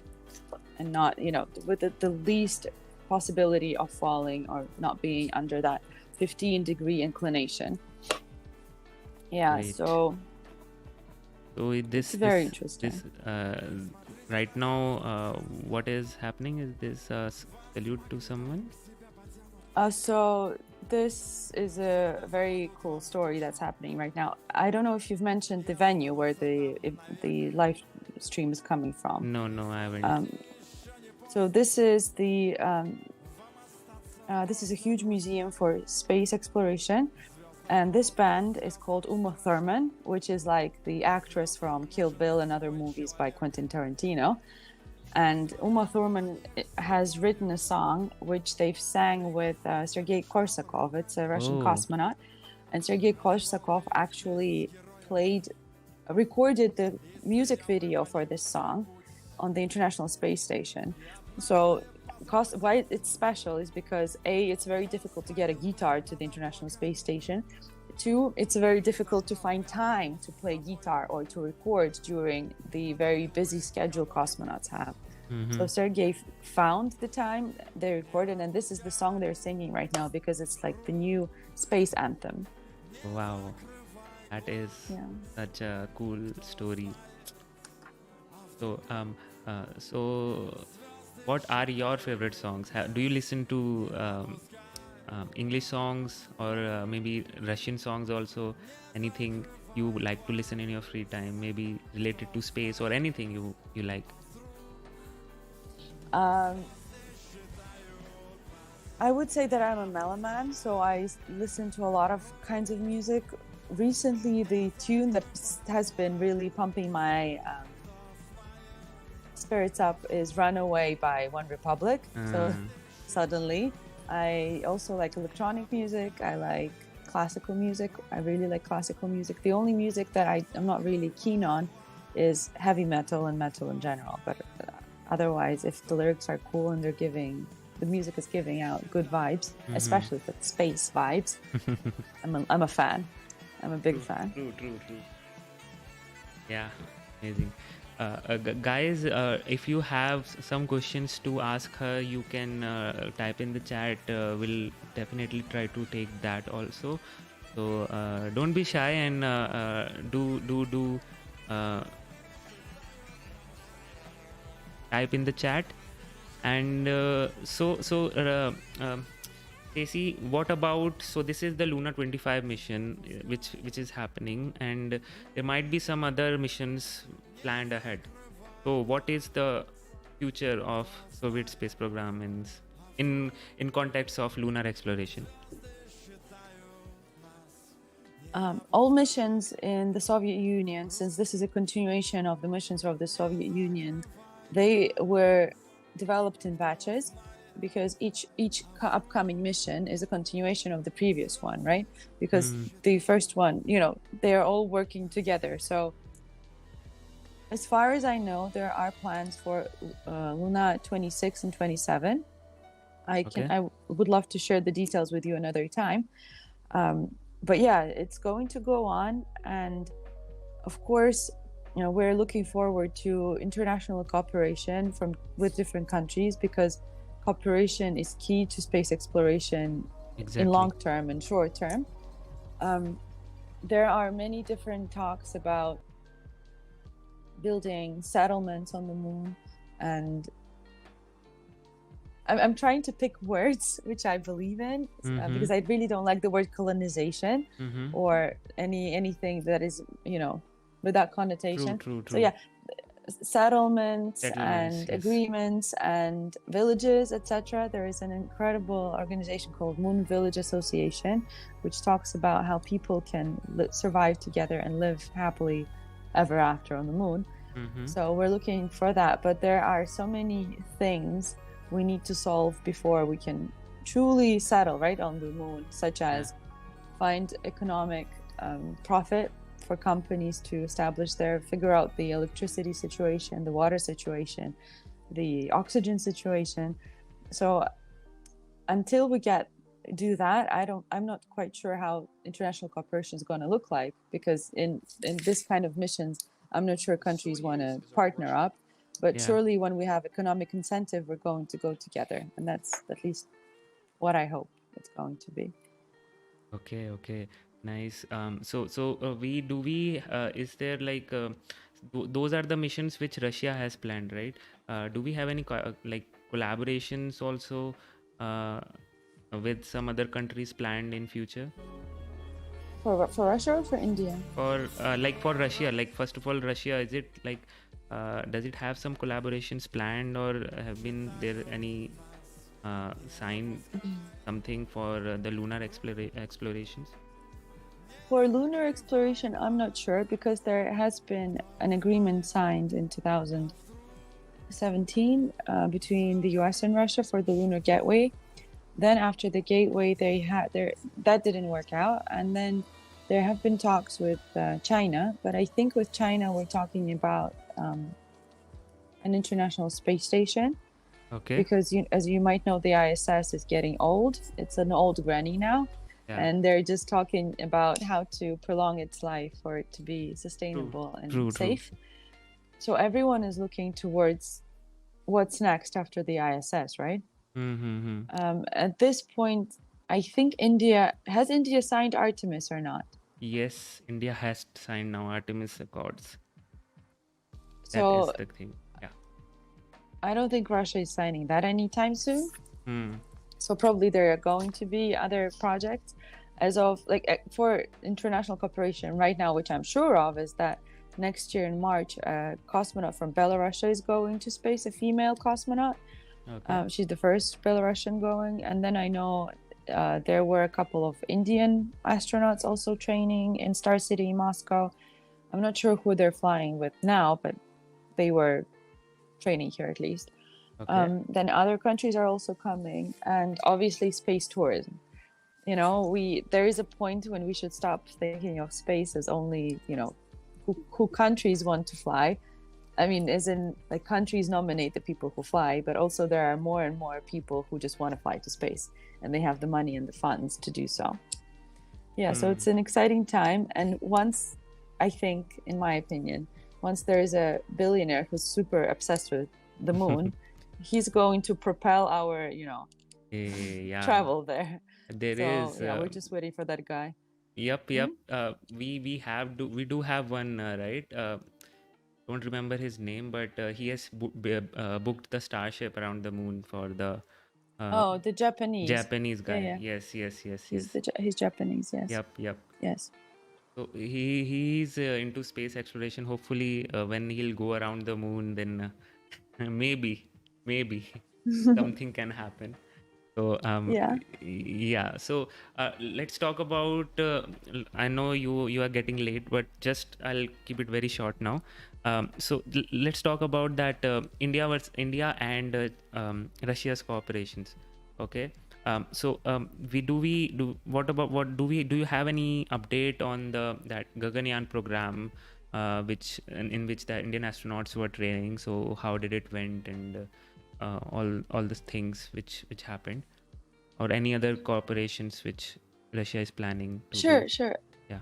So first of all, of course, there are the cosmonaut training facilities in Moscow where many astronauts and cosmonauts come to train, and our Indian friends were also here, and it's training not just for one side, but it's training for the two sides always, because the space environment is very specific to space. There is no other place in the world where you might have this sort of environment and cooperation. And of course, one of the things to think of when you're sending people to space, especially through a different space agency, is how to communicate the lifestyle of a certain person to people from a different nation, right? It's not going on a vacation for 2 weeks. It's not, being able to go to McDonald's in case you don't like food, right? Because everyone says that if you don't like the food in a country, go to McDonald's. McDonald's is more or less the same. In space, you can't do that. So you need to really work out how to make both parties comfortable with the surroundings, right? Because, for example, there are people who speak Russian or who speak English or who speak both, and that's also a thing. And from what I know from cosmonauts on aboard the ISS, everyone speaks Rus English, so it's not exactly one or the other, but it's in the middle. And then now that some astronauts are coming to the International Space Station and they don't speak Rus English, they feel weird because, you know, that's not a language you are properly taught unless you go through all the training in Houston, in Köln, in Europe, and then in Russia, right? Yeah. So the best thing, I guess, is experience exchange and technology exchange. And I think that's happening a lot because there are a lot of Indian nationals studying in Moscow and in Russia in general, in Samara, in St. Petersburg, and other cities. And that really helps because then those people who already are studying to become aerospace engineers, for example, or doctors, they already know the Russian and they already know the ways, right? And if they want to continue with their space dreams, they always can. Because they're just one step higher and they're one step ahead of everyone else because they've already had that experience. True. I'll just take one more question from the chat. So they Pratim ask, many of the payloads on Luna 25 and Chandrayaan 3 are similar or identical. So could it be possible to compare the results from both the landers and hence study even specific regions of the South Pole? So when we're talking about lunar missions and other missions,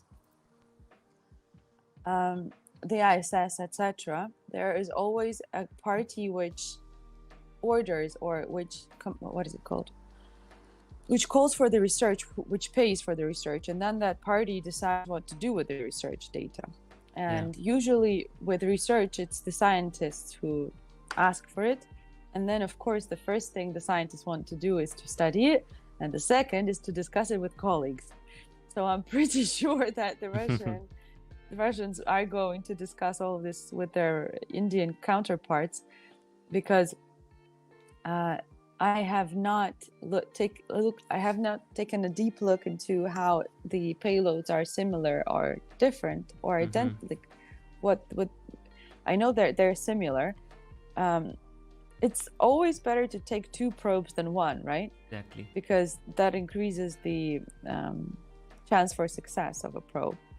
So I think they are going to work together. There have not been announcements as in like we're going to meet in Delhi or Hyderabad or somewhere, or Moscow, St. Petersburg, and discuss, but I'm pretty sure that they're going to do that. Yeah. Because at the end of the day, specifically in space, you can move forward very fastly if you cooperate and share your results and findings, because then only like all the research and findings from 1960s and 70s, whatever we sent on the moon, is now fueling today's generation's rockets and landers and all those things. So it's always a good way, specifically in scientific community, it's always a mandatory thing only, you can say, which they do to share the data and amplify their information. So yeah, I think anything else you want to add? I just want to say that as long as we walk together and we do a lot of good things together, including space, we are a stronger planet. Because once again, from what every single astronaut, cosmonaut says, when we're on top, like when we're not on our planet, we don't see any borders. And the borders are only something that people have invented here. So if we take that stance and that understanding of why we should be going to space together, then I think we're definitely going to propel and, get to places much faster. Because with some of the rhetoric that I'm seeing with the moon, as in we're going to drill here, we're going to sell regolith, and we're going to make a fortune out of that. That's not very, it's not a very healthy way of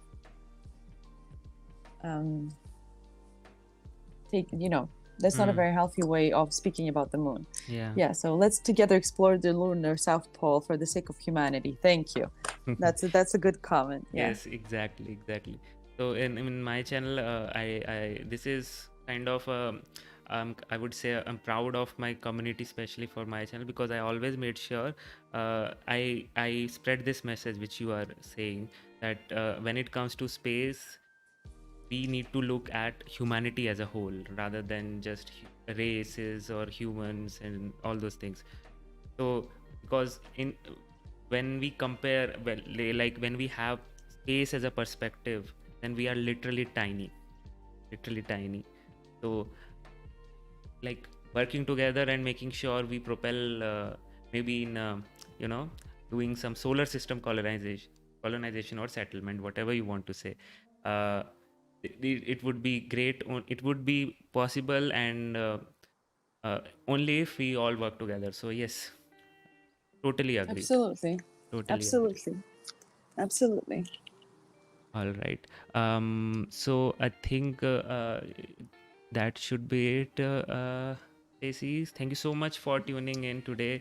That was a really insightful session, and we really got to know so much about Russian space explorations and Russian programs, because right now it's very difficult to get some information about Russia space program, and getting a person from there to properly help in getting to know what is happening there is very crucial. Thank you so much for that. And also I would really thank you for coming in at a very short notice. I literally, guys, I had to we had a discussion around like an hour before the launch that we are going to do this. So she was very grateful.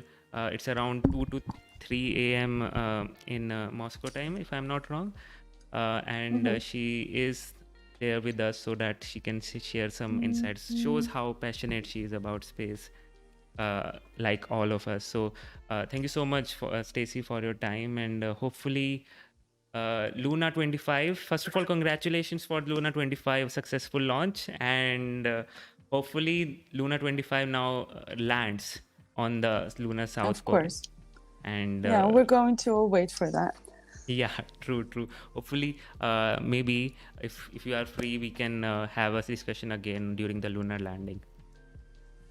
Yeah, let's talk about that in advance. Sure. Okay, guys, I have to go because I have to be at the airport first. Yeah. Thank you so much. Thank you so much, Stacey. Thank you.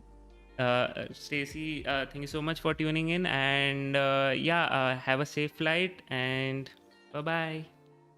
Thank you. Bye, guys.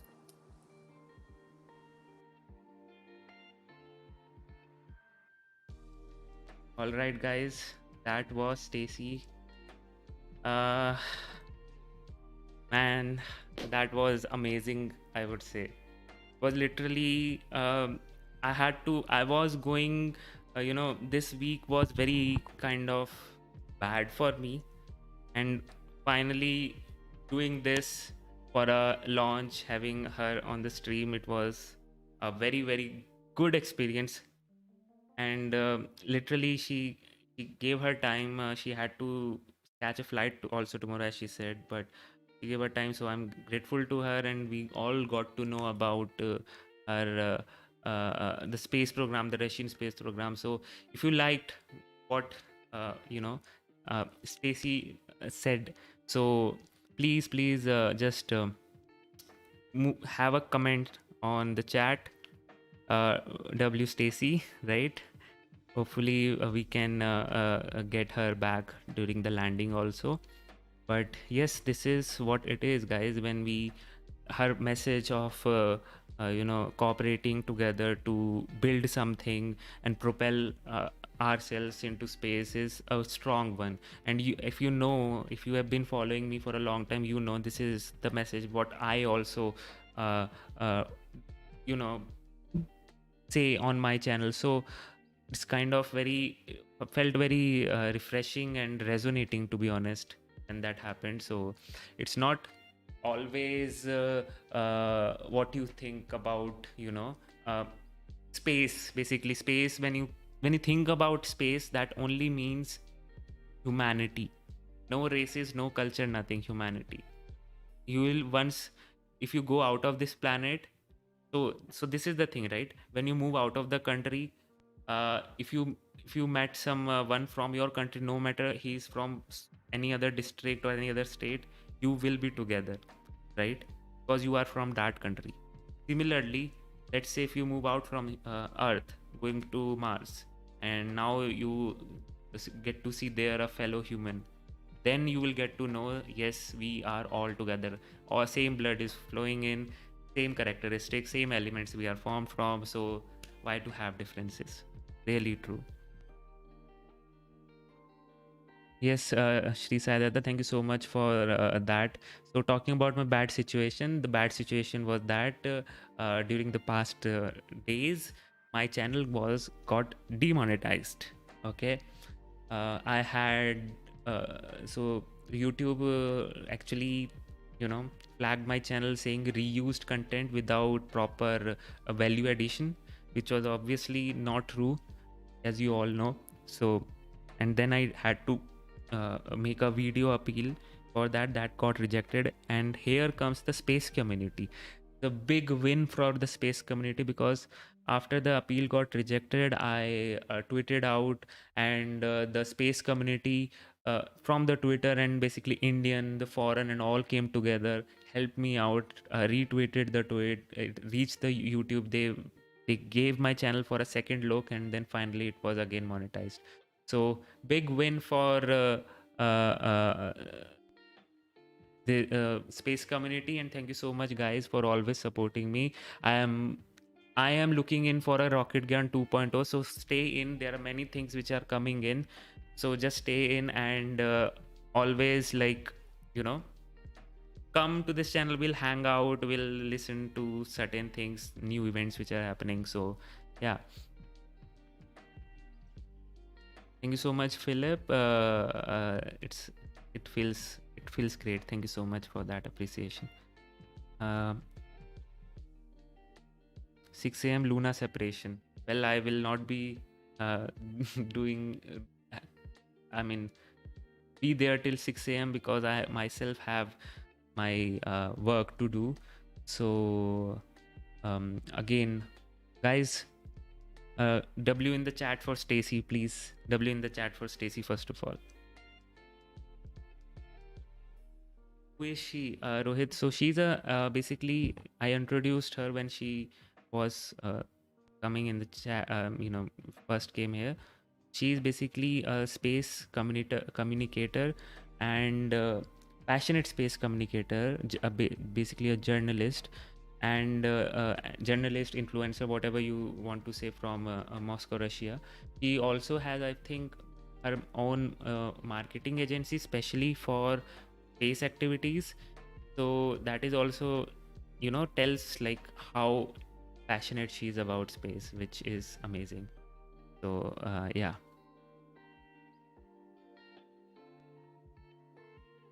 Yes, Wildflower, it got demonetized. It was not actually from a corporation, as in, NASA claimed my channel or ISRO claimed my channel. No, it was YouTube only coming as a barrier, saying that you are reusing the content without any proper value addition. But that is obviously not the case. So yeah. Yes, W for Stacy. So thank you so much, guys. I think, let me just pull up the Russian Twitter once again, whether we have some interesting.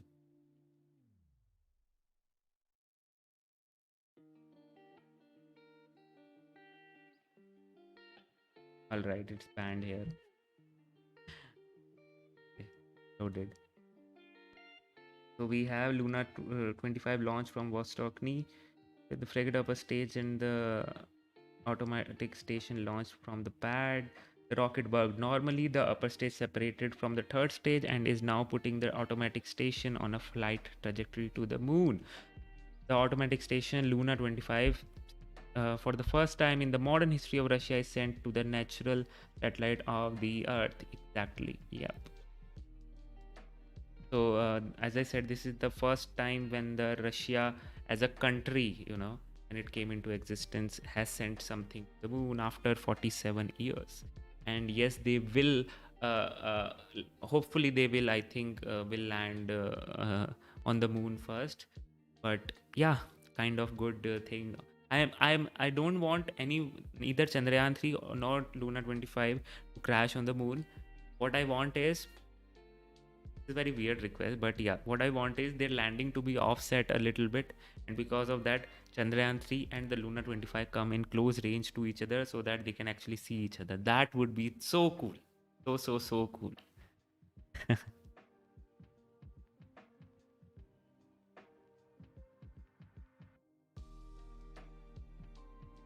Yeah, understood. Yeah, they Pratim. Have a good night. Okay.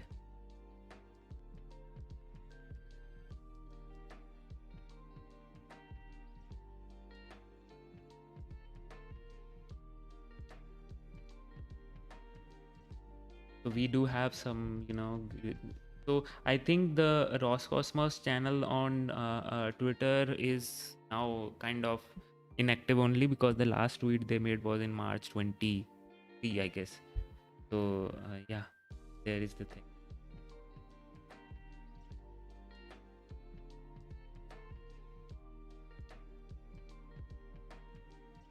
Right.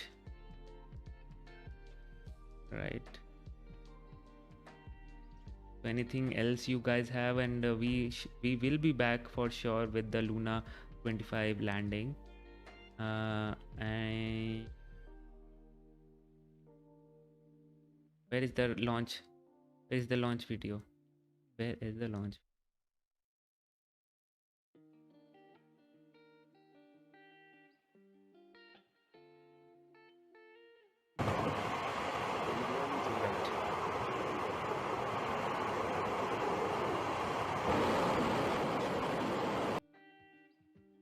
Okay guys, thank you so much for tuning in. I hope you really liked the stream. If you did, do give it a thumbs up. And it was quite a I again want to thank Stacy, because she really agreed to come at a very short notice. I literally talked to her for the first time 1 hour ago, and she literally was willing to come to the stream. So thank you so much, Stacy, once again. And until then, this is Priyanshu Roila. You just saw Rocket Gyan. Stay safe, stay healthy, and bye-bye.